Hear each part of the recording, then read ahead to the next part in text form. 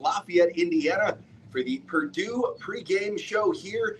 And I'm going to be joined here by my guest at this time, Hall of Famer, former Purdue quarterback, Purdue legend, going to be taking the booth here this afternoon with Tim Newton, Mark Herrmann. Mark, how are you doing here this afternoon? Doing wonderful. Couldn't wait for this game day to get here, so we're ready for some football. Excited to have you here, and thank you for joining us here today. I got a few questions for you, but how does it feel to be back inside Ross-Ade Stadium here today?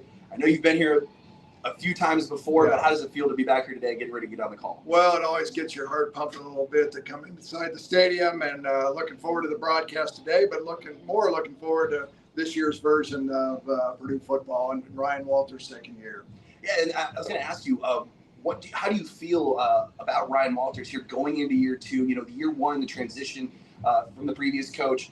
Now, having a little bit of footing here in West Lafayette. What are you looking for here from year two of Ryan Walters? Well, there's so much newness in year one. Getting your staff, getting the player, the rosters, all those things. Now Ryan Walters has a year under his belt. How to coach his coaches, how to coach his players, and now he's getting the talent that I think he needs and wants. So I'm excited to see this version of Ryan Walters and what he has kind of put across to his team.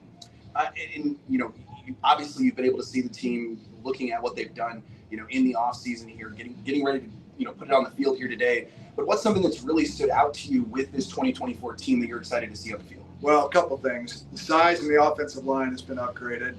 There's a lot of experience, also in the wide receiver core. A lot of unknowns there, but boy, to look at them firsthand, they're an impressive group. A lot of size, a lot of speed.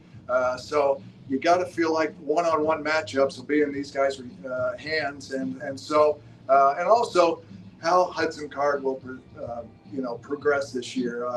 A year under your belt in this system, I think it's going to help him by leaps and bounds. Well, and a little bit about the quarterback play, just a little bit, but what have you seen from Hudson Card that's really stood out to you? Again, a lot of hype coming in here. He transferred in last year. Now here, he's in his second year as well. A lot of talent there, but what are you looking for with Hudson Card? Well, it's huge to have a little experience in the system, having that comfort level to, know where number 2, number 3, number 4 receivers are.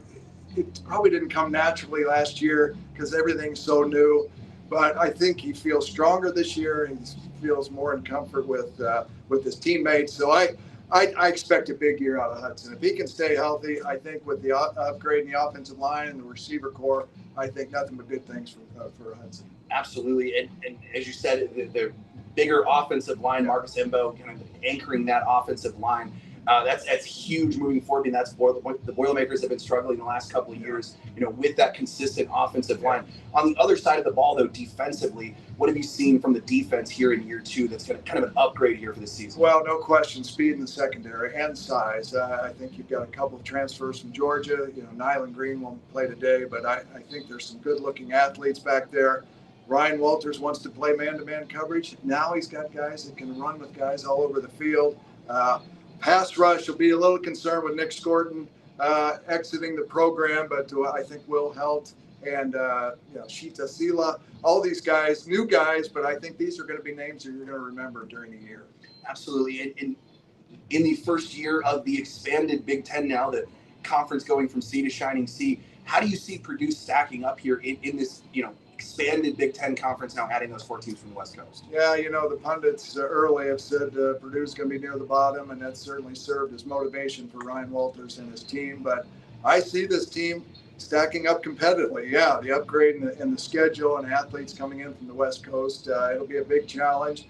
But, when you're playing the best, you've got to up your talent level and up your play. So I think it's going to bring out the best in this team, and I think people around the country are going to be surprised at what Purdue brings to the table this year. A lot of competitiveness on the field, and Purdue is going to be able to hang in some of these games where you look at the schedule. This season, next week against number 7 Notre Dame, Oregon State, Oregon coming in, and you have Ohio State and Penn State in November. It's a stacked schedule, but you're feeling or you're seeing that these teams are going to be a lot more surprised with what they see from Purdue or what they've expected. Yeah, you've got 4 of the top 8 programs in the country on this schedule. So if you don't bring it, you're going to get it handed to you. So I think in the minds of these players, they want to let the whole world know that they're above what they've been ranked. And so I think position by position, you want to win your battles. And if you're playing those teams, especially Oregon comes in here at night, I think they'll be rocking. Of course, Notre Dame all the time. So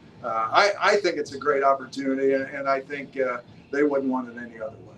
Absolutely. Now I have to ask you this question, a little bit different from when you played here in the late 70s, early 80s, but how do you feel like this NIL landscape has changed, for the athlete, but also for the program? Because, you have the transfer portal, you guys have guys moving around. How do you think that's going to affect moving forward here in West Well, you've got 37 new faces on this roster. So, it's going to take a little time to get integrated and get into that game mode and see how things pan out. But it's certainly a juggling of the roster in this NIL world. And I think Ryan Walters has navigated it very well. I mean, top 10 in transfer portal this year. So, and they're continuing to recruit high-level high school players, which you've got to build a foundation with those guys. So I think they're doing it the right way.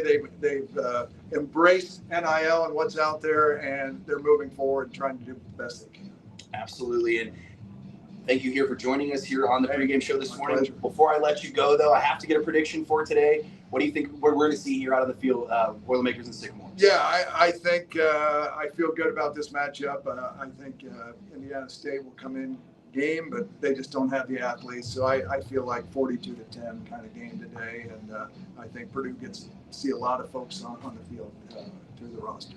Well, you heard it here first. Mark Herrmann calling the Boilers to cover here today in Ross-Ade Stadium. I want to thank Mark for joining us here on the pregame show. We'll be keeping an ear out, listening to Mark on the radio. He'll join Tim Newton here at noon for the kickoff. I want to thank Tim again for joining us. We're going to send it now to our Boiler in the field, Ashlyn Boersma, with the item of the day.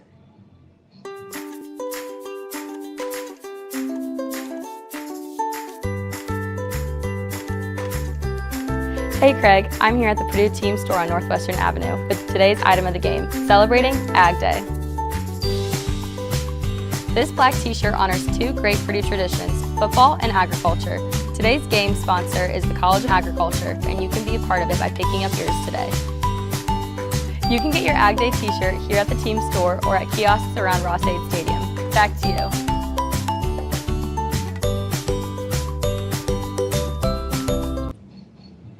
Thanks, Ashlyn. And coming up, we're going to be joined by the voice of Purdue football, Tim Newton, for a deep dive into today's game.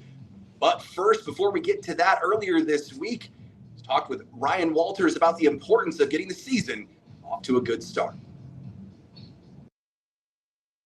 Into it, I've been a part of programs where you try to not to show things. Ultimately, you're trying to win a ball game, and we all know how difficult it is to win.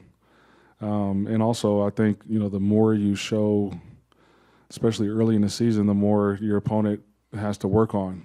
And so we'll show what we need to show and try to be strategic in that aspect. I know as a coach, like you like to go up against, the best of the best and kind of see where you stack. And for us, like it's a good chance to really dive into the process and fully respect the preparation and your opponent and and go compete and get somebody's best shot. You know what I mean? And so I think anytime you can do that, especially early in the year, is good for both programs.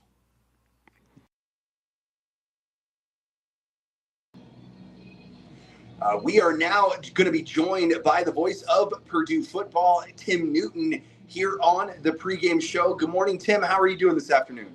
I'm doing fine, Craig. How are you today? Not doing too bad. Thanks a lot. I appreciate it. Just wanted to ask you how you feel about kicking off another season of Purdue football here inside of Ross-Ade Stadium. Well, about this season, you're ready to start talking. It's not for them that they're a little bit better than what Can you hear me? are, and they can start that this afternoon.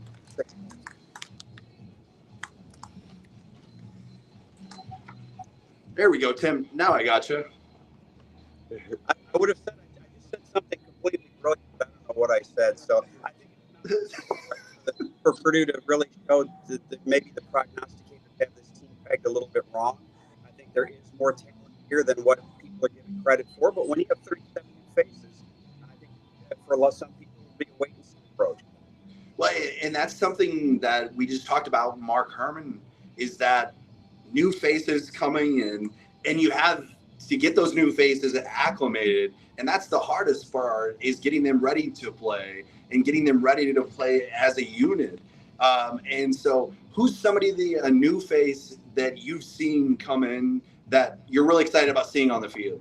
Well, there are a lot. And first of all, the 37 newcomers, most of them came in January. Something that Ryan Walters really wanted to do. Last year when they brought portal guys in, a lot of them didn't get here until the summer. So we really just had a few get acclimated to what was going on with the program. But now they've had an opportunity to go through spring ball, and you look on the offensive side, certainly Reggie Love is the guy that's going to make an impact in the running back position. Transfer from Illinois.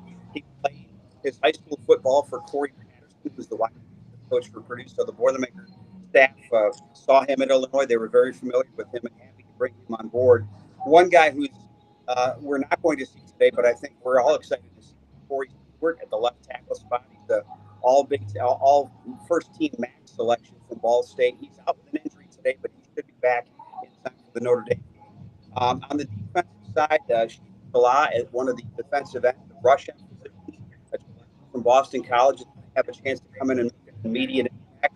And I think a lot of people are interested in what Jair do. He's at Franklin College, certainly a different level to here at the very productive in his day with 30 quarterbacks back, so he'll get an opportunity to go. I think the other guy that I would look for from the portal on that ball is transfer.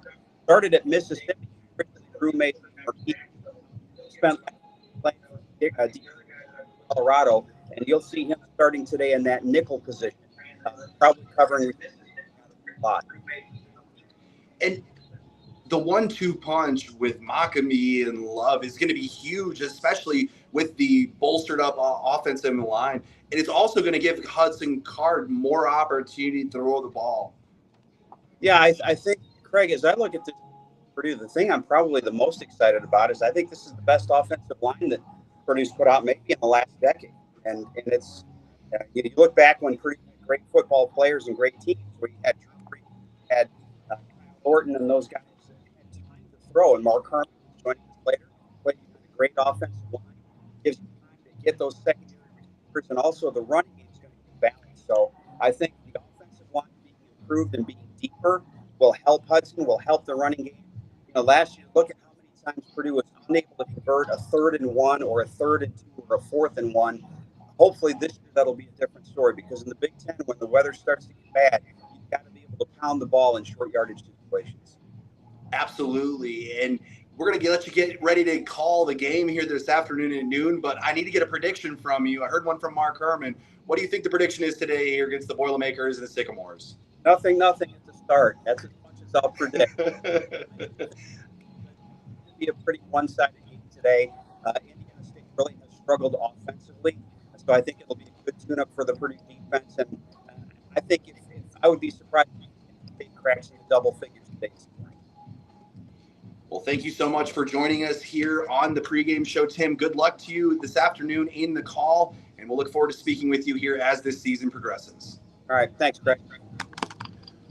I want to thank Tim Noon for joining us and giving us his thoughts on the kickoff here in 2024. Huge thank you to Hall of Famer Mark Herrmann for joining us here on the pregame show as well. Well, Boilermakers, the brigade is starting to file in. The doors are open. Kickoff is less than 2 hours away on the Big Ten Network. For my Boiler in the field, Ashlyn Boersma, I'm Craig Combs. Boiler up, hammer down, Hail Purdue.